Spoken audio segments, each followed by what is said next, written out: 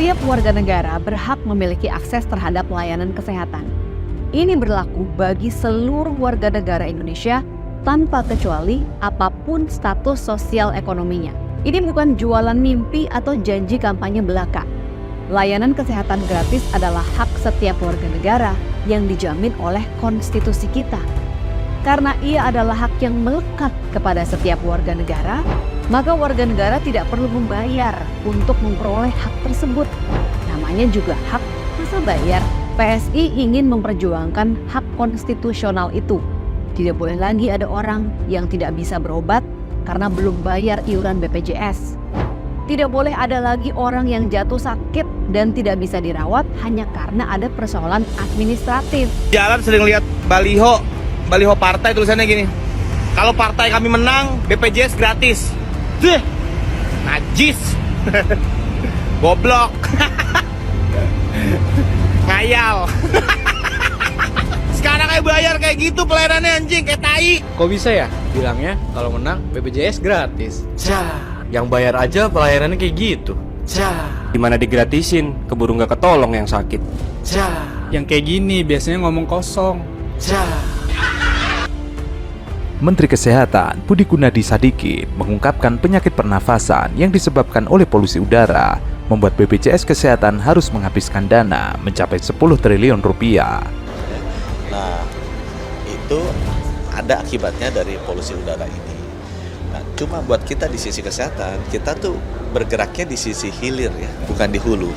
Kita menangani akibatnya, bukan menangani sebabnya. Jadi posisi saya adalah mengencourage agar sektor-sektor di hulu, yaitu ada sektor energi, sektor transportasi, supaya bisa memperketat itu emisi partikel-partikel ini, sehingga kita yang di hilir itu tekanannya berkurang.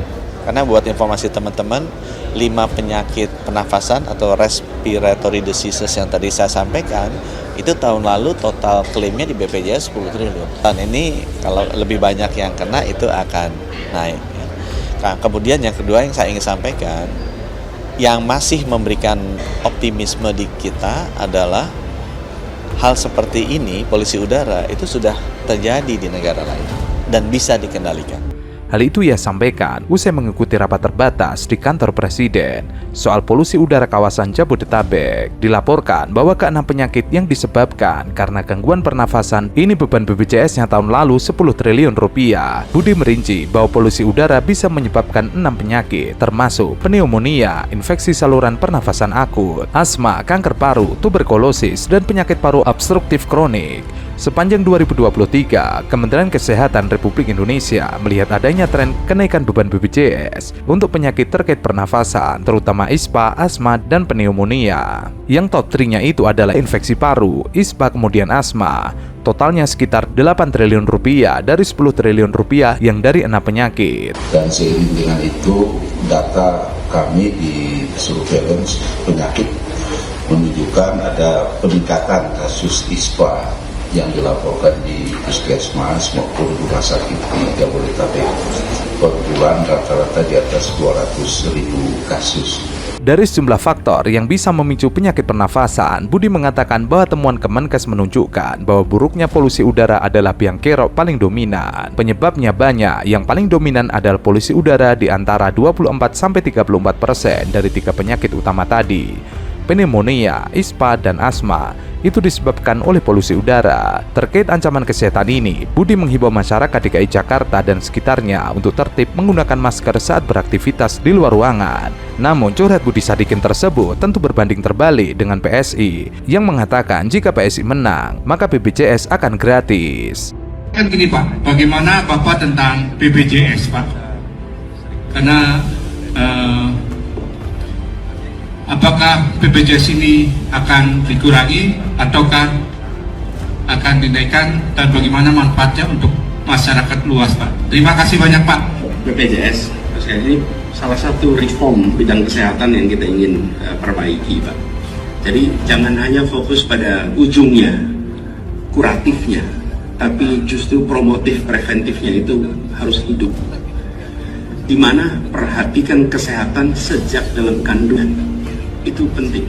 Perhatian kepada ibu hamil, pasokan nutrisi ibu hamil itu mendasar sekali karena itu menentukan secara pertumbuhan anak ketika bayi itu lahir, kemudian usia dini, dewasa, baru nanti ketika kita bicara perjalanan hidup menjelang usianya lanjut, disitulah mulai isu tentang kuratif itu makin dominan. Nah, kita seringkali hanya memperhatikan aspek di ujung kuratifnya, Pak. Alih-alih menjawab tentang langkah pemerintah tentang BPJS, Anies membahas tentang kesejahteraan ibu hamil, anak, dan lansia. Hal itu mengundang reaksi dari Dede Prayudi. Menurutnya, Anies berusaha menjawab pertanyaan yang sebenarnya tidak ia pahami dan ia kuasai. PSI bahkan berani mengkritik Anies Baswedan terkait dengan BPJS. Anies mengatakan agar pencegahan didahulukan daripada mengobati. Namun hal tersebut malah diketawakan oleh Ketua DPP PSI, Dede Prayudi. Anies menyebut BPJS adalah jaminan sosial dalam bidang kesehatan yang perlu diperbaiki.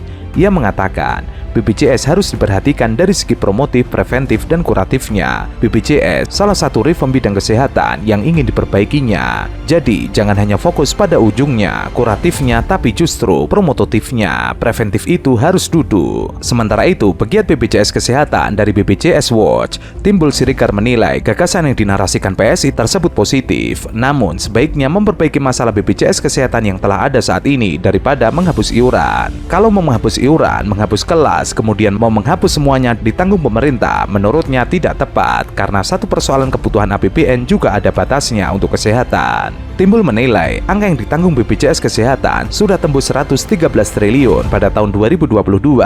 Jika diambil dari APBN semua, Timbul menilai maka sulit, sebab Kementerian Keuangan perlu pintar dalam mengelola anggaran. Ia mengingatkan budget tidak hanya soal PBI, melainkan juga anggaran preventif kesehatan maupun biaya kesehatan lain di masa depan. Timbul menilai gagasan PSI juga halusinasi karena pemerintah menghapus dana alokasi minimal yakni 5% untuk APBN dan 10% untuk APBD lewat Undang-Undang Kesehatan yang baru saja disahkan. Timbul menyoalkan bagaimana pemerintah mau membiayai layanan kesehatan 113 triliun tanpa ada kesinambungan fiskal.